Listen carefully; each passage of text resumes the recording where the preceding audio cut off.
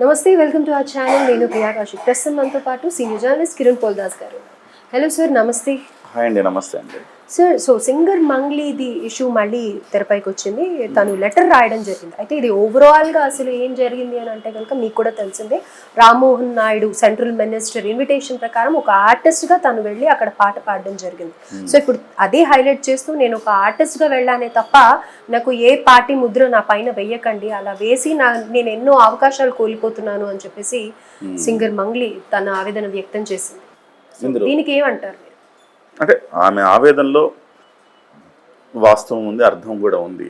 కాకపోతే అదే సమయంలో ఆమె కూడా అంటే ఆమెకు అనుభవ రాహిత్యంతో చేశారా, లేకపోతే ఇది ఏ రకంగా జరిగిందో కానీ మొత్తం మీద అయితే ఆమెకు వైసీపీ వ్యక్తి అన్న ముద్ర చాలా బలంగా పడిందని చెప్పాలి. కానీ ఇంతకుముందు బీఆర్ఎస్ వ్యక్తి అని అనేసి అనేవాళ్ళు కదా సార్. అంటే బీఆర్ఎస్ వ్యక్తి ఎందుకంటే గతంలో బీఆర్ఎస్కి పాటలు పాడింది ఆమె, ఆ తర్వాత వైసీపీకి పాటలు పాడింది.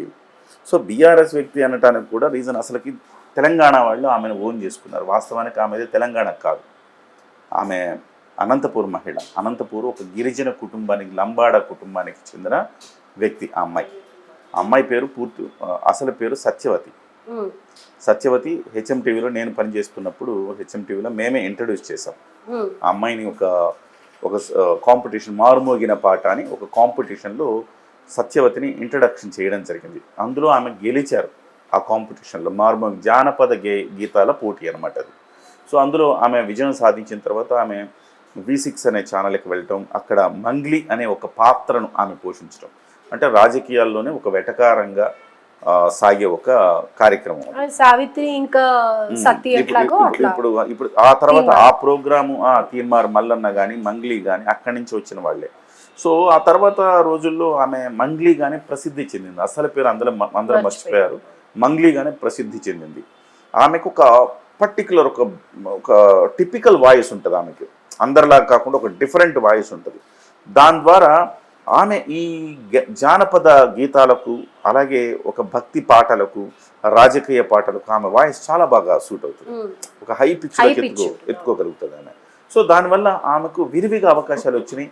భక్తి పాటలు పాడేది, ఆ తర్వాత రాజకీయ పాటల్లో కూడా బీఆర్ఎస్ కొన్ని పాడింది, ఆ తర్వాత వైసీపీకి పాడింది, తెలుగుదేశానికి పాడింది, అన్ని పార్టీలకు పాడింది. తెలుగుదేశంకి తప్ప మిగతా అన్ని పార్టీలకు ఆమె పాడింది. బీజేపీకి పాడింది, బీఆర్ఎస్కి పాడింది, వైసీపీకి పాడింది. అయితే ఈ క్రమంలో జరిగిన పొరపాటు ఏంటంటే ఆమెకు అనుభవం లేక ఆ రకంగా జరిగి ఉంటుందని నేను అనుకుంటున్నా. పర్టికులర్ కావాలని ఒక పార్టీకి బాగా ఊదాలని అనుకోకపోయి ఉండొచ్చు, కానీ అనుకోకుండానే కొన్ని పరిణామాలు ఆమెకు వైసీపీ మనిషి అన్న ముద్ర వేసే వైసీపీకి పాటలు పాడింది. 2019లో ఆమె పాడిన ఒక పాట వైసీపీకి కొన్ని కోట్ల వ్యూస్. ప్రతి రాజకీయ కార్యక్రమంలో ఆ పాట పాడించేవారు. ఆ పాట ప్రసారం అవుతూ ఉండేది. రాజకీయ ప్రచారం మొత్తం కంటిన్యూస్గా ఆ పాట మారుమోగుతూనే ఉండేది. సో చాలా సూపర్ హిట్ అయింది అదొకటి. దాని తర్వాత ఆమెను జగన్మోహన్ రెడ్డి పిలిచి అభినందించడము, ఆ తర్వాత SVBC ఛానల్కు ఆమెను ఒక మెంబర్గా వేయటము, ఇవన్నీ చూసిన తర్వాత ఆ అమ్మాయి పర్టికులర్గా వైసీపీ మనిషి అన్న ఒక ముద్ర పడింది.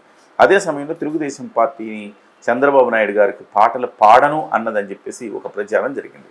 వాస్తవానికి ఆ ప్రచారంలో నిజం లేదని ఆమె ఇప్పుడు చెప్తా ఉన్నారు. నన్ను ఎవరు తెలుగుదేశం వాళ్ళు ఒక్కళ్ళు కూడా సంప్రదించలేదు. నేను వైసీపీ మనిషి అనుకుని నన్ను సంప్రదించలేదు. తెలుసో తెలియకో ఒక పార్టీకి నేను అలా తోయబడ్డాను. నేను అన్ని పార్టీల నుంచి వచ్చే అవకాశాలు కోల్పోయాను. జనసేన పార్టీకి ఆమె పాడలేదు, అలాగే తెలుగుదేశం పార్టీకి పాడలేదు, ఎవరు పాడించుకోలేదు ఆమెతోటి. సో నిజంగా కూడా ఆమె కొన్ని అవకాశాలను కోల్పోయి. ఇప్పుడు అనంత శ్రీరామ్ ఉన్నాడు. అనంత శ్రీరామ్ వైసీపీకి రాశాడు పాటలు, టీడీపీకి రాశాడు పాటలు, జనసేనకి రాశాడు పాటలు, కానీ ఆయన మీద ఏం ముద్ర లేదు కదా. నల్గొండ గద్దరు ఉన్నాడు. నల్గొండ గద్దరు అసలు అన్ని పార్టీలకు పాడేశాడు. నల్గొండ చివరికి జనసేనకు పాడాడు, తెలుగుదేశం పాడాడు, వైసీపీకి పాడాడు, ఇక్కడ బీఆర్ఎస్కి పాడాడు, బీజేపీకి పాడాడు. కేవలం మంగ్లీని జగన్మోహన్ రెడ్డి పిలిచి అభినందించడం ఇది కారణం ఎక్కడ వచ్చిందంటే, నల్గొండ గద్దరు పాడినా, లేకపోతే అనంత శ్రీరామ్ రాసినా, ఇంకెవరు పాడినా వాటి పట్ల రాకుండా ఈమెకు మాత్రమే ఎందుకు వచ్చిందంటే, జగన్మోహన్ రెడ్డి ఆమెను పర్టికులర్గా అభినందించడం, ఆమెను SVBC ఛానల్లో ఒక మెంబర్గా ఆయన వేయడంతో ఆమెకు రాజకీయ మరక అంటింది అని చెప్పాలి. అంటే జగన్ గారి హయాంలోనే SVBC ఛానల్ కి ఈవిడన్ మెంబర్ గా చేశారు. సో దానిని ఆమె ఎక్కడ ఎగ్జిబిట్ చేయలేదు, కానీ ఆమె చెప్తున్నారు ఇప్పుడు నేను ఎట్లా ఎగ్జిబిట్ చేసుకోలేదు, ఎక్కడ ప్రచారం చేసుకోలేదు, ఇట్లా మెంబర్ అయ్యానని చెప్పి ఎక్కడ ప్రచారం చేసుకోలేదు. ఎందుకంటే అది నేను చాలా తర్జన భర్జన పడ్డాను, అసలు తీసుకోవాలా వద్దా అని.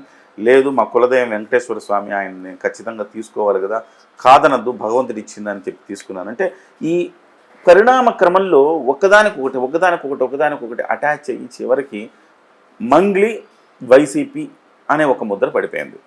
ఇప్పుడు పడిపోవడంతో 2024లో ఆమె చెప్తున్న లెటర్ ప్రకారం ఆమె చెప్తుంది అంటే 2024 అసలు ఏ పార్టీకి రాజకీయ పాటలు పాడొద్దని నిర్ణయించుకున్నాను, ఆ రకంగా పాడలేదు అన్నారు.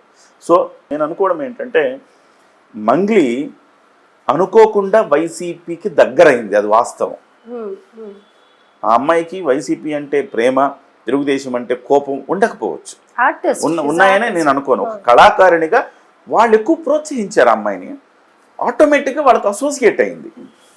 ఇది ఆ అమ్మాయికి కొంచెం నష్టం కలిగించిందేమో అనిపిస్తుంది. ఇవాళ తెలుగుదేశం పార్టీ కార్యకర్తలు చాలా ఫైర్ అయ్యారు. అలాంటి మంగ్లీని మీరు గౌరవం ఇచ్చి ప్రోటోకాల్ తోటి ఇక్కడ దర్శనం చేయించి ఇలా ఎలా చేస్తారు అని కేంద్ర మంత్రి రామ్మోహన్ నాయుడు మీద తీవ్రమైన విమర్శలు గుప్పించారు. అయితే ఈ సందర్భంలో కళాకారులు అనే వాళ్ళు తెలుసుకోవాల్సిన విషయం ఏంటంటే చాలా సున్నితమైన వ్యవహారం. సినిమాలు రాజకీయం కలవకూడదు. ఎప్పుడైతే కలుస్తాయో చాలా పెద్ద ఇష్యూస్ అవుతాయి. లైలా సినిమా ఉంది. లైలా సినిమాలో పృథ్వీ చేసిన వ్యాఖ్యలు ఎంత దుమారం రేపాయో చూసాం మనం. చివరికి కొన్ని వేల ట్వీట్లు, 25,000 ట్వీట్లు, సినిమాని మేము అట్లా చేస్తాం ఇట్లా చేస్తామని బెదిరింపులు ఎన్ని వచ్చి చివరికి అతను క్షమాపణ కూడా చెప్పాడు. సో ఎంత దుమారం రేగింది. కళాకారులు అన్న వాళ్ళు కొంచెం రాజకీయాలకు దూరంగా ఉంటే మంచిది. లేదు, కళలకు రాజకీయానికి ఒక సపరేట్ స్పేస్ పెట్టుకుంటే బాగుంటుంది. సో ఈవెన్ మీరు రాజకీయాల్లో ఉండదలుచుకుంటే కళల్లో ఖచ్చితంగా కొన్ని అవకాశాలు కోల్పోవాల్సి వస్తుంది. మీరు వైసీపీకి దగ్గర అయితే తెలుగుదేశం వాళ్ళు అవకాశాలు ఇవ్వరు, మీరు తెలుగుదేశం దగ్గర అయితే వైసీపీకి అవకాశాలు ఇవ్వరు. సో కాబట్టి మీరు నిజంగా కళాకారిణిగా మీరు పూర్తి స్థాయిలో ఉండాలి, ఎదగాలి అనుకున్నప్పుడు రాజకీయాలకు పూర్తిగా దూరంగా ఉండాలి. సో ఒక పాట వాళ్ళకి పాడితే ఒక పాట వీళ్ళకి పాడాలి. ఖచ్చితంగా పాడిన తర్వాత కూడా వాళ్ళు ఏదైనా కార్యక్రమంలో వాళ్ళు స్పెషల్గా మిమ్మల్ని అట్రాక్షన్గా తీసుకెళ్ళి పిలవాలని నాకు అదొక ప్రచారం. కొంతమంది తరపున తిరిగింది ఆవిడ, ప్రచారంలో కూడా పాల్గొన్నది. నేను ఒక్క మాట కూడా చంద్రబాబుని అనలేదు ఎక్కడ ప్రచారంలో. అంటే మీరు వైసీపీ తరపున తిరిగారు కదా, మరి మీ మరక అంటదా? సో కొన్ని తప్పిదాలు ఆమె నుంచి ఉన్నాయి. ఇలాంటి విమర్శలు రావడానికి ఆమె అర్హురాలే అంట నేను. డెఫినెట్గా ఆమె తప్పిదాలు ఉన్నాయి కాబట్టి ఇలాంటి విమర్శ వచ్చింది. సో ఇదొక గుణపాఠం అని చెప్పాలి. ఇవాళ నేను 2024కి నేను ఎవ్వరి పాట పాడలేదు, ఇలాంటి విమర్శలకు దూరంగా ఉండాలి అనుకున్నాను అంటే మొత్తం అయిపోయాక ఏముంది అందులో. సో 2029 కూడా వస్తుంది. అంటే పీక్స్లో ఉంది ఆమె కెరీర్ పీక్స్లో ఉన్నప్పుడు జూనియర్ ఎన్టీఆర్ లాంటోడే, వారసత్వం ఉన్నోడే రాజకీయాలకు దూరంగా ఉన్నాడు. ఒక్క రాజకీయ కామెంట్ చేయకుండా జాగ్రత్త పడుతూ తన కెరీర్ని తీర్చిదిద్దుకుంటున్నాడు. జూనియర్ ఎన్టీఆర్ అంటే సాక్షాత్తు ఎన్టీఆర్ గారు మనవడు. ఇవాళ తెలుగుదేశం పార్టీకి నిజం చెప్పాలంటే నందమూరి వారసుడు, నందమూరి కుటుంబం నుంచి వారసుడు. ఇవాళ నారా కుటుంబం దాన్ని ఆ లెగసీ కంటిన్యూ చేస్తోంది. వాస్తవంగా నందమూరి నుంచి అంటే జూనియర్ ఎన్టీఆర్ కంటే మించిన వాడు లేడు. కానీ తను తెలుసుకున్నాడు, రాజకీయంగా నేను ముందుకెళ్తే నా కెరీర్ ఖతమవుతుంది అని తెలుసుకొని గుణపాఠంలా నేర్చుకొని ఇవాళ రాజకీయాలు దూరంగా ఉన్నాడు. సో అటువంటిప్పుడు ఆయనే అంత దెబ్బతింటే చిన్న చిన్న కళాకారులు మీరు ఎంత దెబ్బతింటారు ఆలోచించుకోవాలి. ఎవరైనా కానీ కళాకారునిగా రాణించాలంటే కళాకారులుగా డెఫినెట్గా సినిమా రంగంలోనే ఉండాలి, రాజకీయాలకు దూరంగా ఉండాలనే దానికి ఈమె ఎపిసోడ్ ఒక ఉదాహరణగా మనం చూడాలి. బట్ ఏదేమైనా ఏదో అంటే పిచ్చుక మీద బ్రహ్మాస్త్రం లాగా తెలుగుదేశం శ్రేణులు కూడా అంతగా దాన్ని పట్టించుకోకపోతే మంచిది. ఆమె జీవితం ఎంత పాపం, ఒక లంబాడి మహిళ కింది స్థాయి నుంచి ఎదిగి ఇవాళ దేశం గర్వించదగ్గ ఒక కళాకారిణిగా ఎదిగింది. ఆయన ఎవరండి, ఈషా ఫౌండేషన్. ఆయన ప్రతి శివరాత్రి అప్పుడు మంగ్లీ లేకపోతే కార్యక్రమం లేదు, పాడుతుంది. సో దేశం గర్వించదగ్గ కళాకారిణి అయింది మంగ్లీ. కాబట్టి మంగ్లీ తెలియక చేసిన తప్పుగా భావించి అందరూ ఒక కళాకారిణిగా ఆమెను ఆహ్వానించాలి, ఆమెని అంగీకరించాలి తప్ప దాన్ని పట్టుకొని తెలియక చేసిన ఒక ఆడబిడ్డ తెలియక చేసిన తప్పు అనుకొని మన్నించాలి తప్ప. సో ఇదొక గుణపాఠంలాగా అటు మంగ్లీ కానీ